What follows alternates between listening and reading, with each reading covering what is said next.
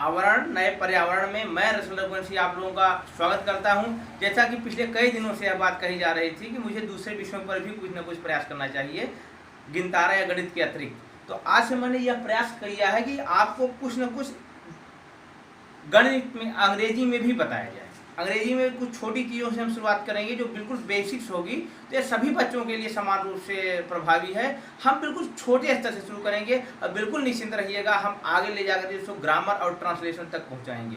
तो हमारी शुरुआत कहाँ से होगी? एक छोटे से इस वीडियोस के माध्यम से आप बिल्कुल जीरो से शुरू करेंगे अंग्रेजी के बारे में। हमारा जो अंग्रेजी की प्रारंभ होती है, किसी भी भाषा का जो शुरुआत होती है वह वर्णमाला से होती है, अल्फ़ाबेट से होती है। तो हम भी आज अल्फ़ाबेट से शुरुआत करेंगे। आप सभी लोग जानते हैं, हमारे सारे बच्चे जानते हैं इस बात को कि अंग्रेजी के वर्णमाला में अल्फ़ाबेट में 26 लेटर्स होते हैं। ये आपके 26 लेटर्स यहाँ पर लिखे गए हैं, ए से लेकर के जेड तक। तो ए से जेड तक के जो लेटर्स होते हैं यह पूरी अंग्रेजी की मूल भावना होते हैं, मूल बिंदु होते हैं। इन्हीं पर पूरी अंग्रेजी भाषा टिकी हुई होती है।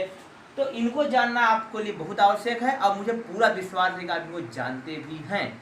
तो यहाँ पर जो हम आपको नई चीज़ बताने जा रहे हैं या फिर जिसको आप शायद जानते हों, दोहराने जा रहे हैं, वह होता है अल्फ़ाबेट्स को हम दो भागों में बांटते हैं। अल्फ़ाबेट्स को हम दो भागों में बांटते हैं, एक को ऑवेल्स बोलते हैं और दूसरे को कॉन्सोनेंट बोलते हैं। ऑवेल्स और कॉन्सोनेंट। तो ऑवेल्स कितने होते हैं आप बढ़िया से जानते हैं, 5 ऑवेल्स होते हैं। ये 5 ऑवेल्स क्या होते हैं? ए, ठीक है। ए के बाद होता है ई के बाद क्या होता है? आई के बाद क्या होता है? ओ, ए ई आई ओ और लास्ट में क्या बचा? यू।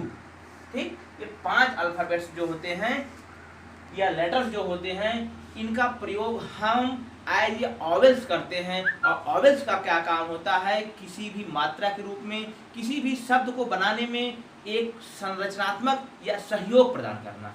तो ए ई आई ओ यू। एक बात जो अक्सर लोग नहीं बताते हैं, कई बार चर्चा में भूल जाते हैं कि एक लेटर होता है वाई।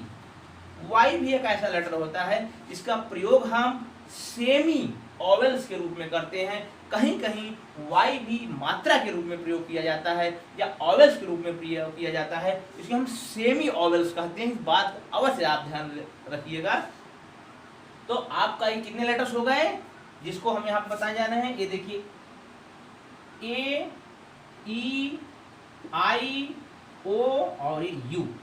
तो ये हो गए आपके 5 ऑवेल्स। और कॉन्सोनेंट बाकी कितने बचते हैं? जब आप 26 में से 5 घटाएंगे तो आपका बचेगा 21। बात समझ जाइए, 5 आपके ऑवेल्स होते हैं और 21 कॉन्सोनेंट और 5 ऑवेल्स। ये सारे मिलकर के आपकी अंग्रेजी वर्णमाला का निर्माण करते हैं, अल्फ़ाबेट्स का निर्माण करते हैं।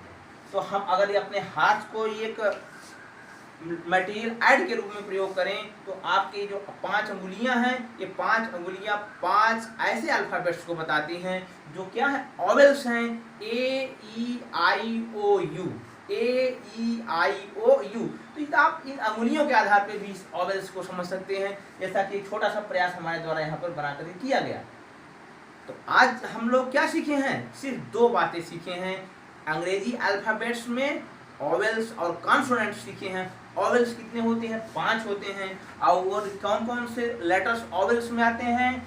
A E I O you. और वाई क्या होता है? यह सेमी ऑवेल्स होता है। ठीक है, सेमी ऑवेल होता है। इसका कहीं पर प्रयोग कॉन्सोनेंट के रूप में किया जाता है और कहीं पर इसका प्रयोग किसी परिस्थिति में किस रूप में किया जाता है? एज ए ऑवेल किया जाता है। इससे कुछ उदाहरण मैं आपको बताना चाहूँगा, जहाँ पर जैसे ये देखिए, आपने सबसे पहला जो वर्ड पढ़ा होगा इंग्लिश का, वो आपने निश्चित रूप से पढ़ा होगा A double P L E. A double P L E. ये क्या है? ये देखिए, आप बिल्कुल साफ समझ जाइए, ये क्या है? ऑवेल है। और ई क्या है? ई क्या है? यह भी ऑवेल है। तो इस शब्द में, इस वर्ड में 2 लेटर जो हैं ए और ई, क्या है ये? बोलिएगा मेरे साथ, ऑवेल। तो ऑवेल हो गए।